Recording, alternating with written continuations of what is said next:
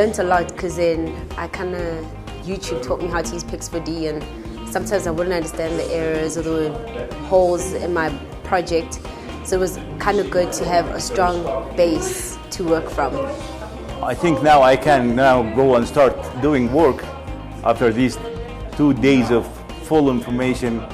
Yeah, Andrew's been very good, very knowledgeable, very approachable. It's been a good atmosphere in the room, very collaborative, everyone's getting involved. So the way the presenter gives us answers on all the questions we ask of problems.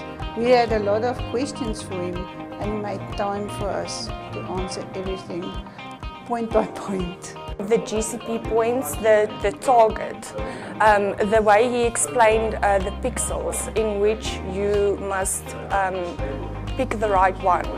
So, for example, if you have the wrong target, you are more likely to have a bigger error than the targets that they give you. It's not only for basic or advanced users, it's for everyone. And even for someone who taught Pix4D to themselves, which I unfortunately had to do at the time. I learned a few tricks, but I learned even more today and yesterday over the 2-day workshop, because a lot of the stuff doesn't get explained in detail within the application or the processing behind it necessarily if you don't have a background in photogrammetry or remote sensing.